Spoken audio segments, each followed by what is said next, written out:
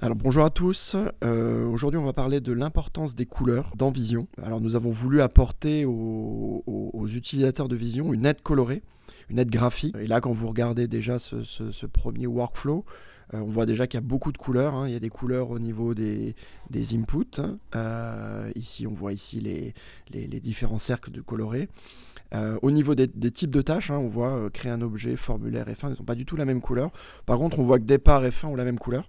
Ça a une signification particulière. Et d'une manière un peu générale, dans tous nos outils Vision, on a des couleurs, vous le retrouvez dans le Data Modeler, bon, bien sûr le Workflow Editor que vous voyez ici, le Smart Flow Editor et aussi au niveau des rapports. Alors si on prend au niveau des input-output, ce qu'il faut retenir, c'est qu'une couleur égale un type. Et donc, dans cette slide, on a répertorié les différents types et les différentes couleurs. Alors, on voit de manière très classique les chaînes de caractères, les numériques, les booléens. Et vous voyez qu'ils ont des couleurs un peu différentes. Enfin complètement différentes même. Et puis l'intérieur aussi est intéressant pour savoir si le nœud est connecté ou si le nœud n'est pas connecté. Voilà. Vous voyez que le orange c'est un smart objet, hein. Maintenant vous savez ce que c'est si vous avez vu les précédentes vidéos sur le data modeler et sur la modélisation des données. On a voilà, tout ce qui est datetime. Alors il y a datetime et time, hein, c'est la même couleur pour nous. Tout ce qui est fichier, eh bien voilà, c'est une sorte de marron.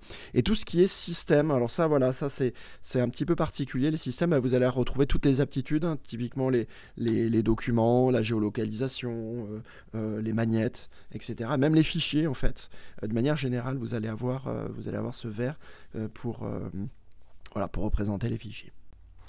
Donc si on revient au niveau des workflows, vous voyez ici, alors bon, maintenant vous savez que le jaune signifie un datetime, et ce qui est logique, hein, finalement la formule retourne un datetime avec today. Je vais m'amuser à supprimer le lien, voilà, et vous voyez que l'intérieur a changé, voilà.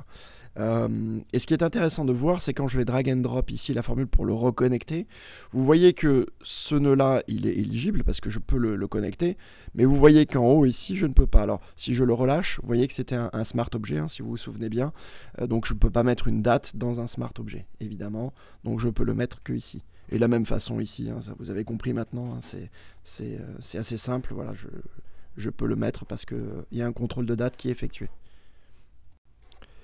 De la même manière pour les tâches, je vous ai dit qu'il y a des couleurs qui sont différentes. Je vais ajouter un nœud et vous voyez que dans cette sélection de tâches, on a des groupes. Et ici, c'est le lifecycle et le départ et le fin qui sont ici en fait. Eh bien, ils ont la même couleur parce qu'ils font partie du même groupe. Si vous prenez les formulaires qui sont en violet, si je prends une liste, vous voyez que la liste, elle a la même couleur que le formulaire. Voilà, c'est classé par groupe.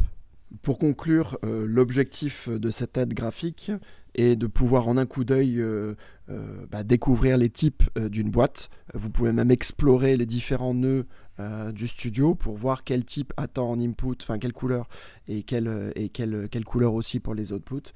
Et quelque part, ça nous permet aussi de masquer la technique et d'être un peu plus ludique lorsque l'on conçoit le comportement de son application. Voilà, au niveau de la prochaine vidéo, je vous parlerai du simulateur du studio et du mode lecture seule.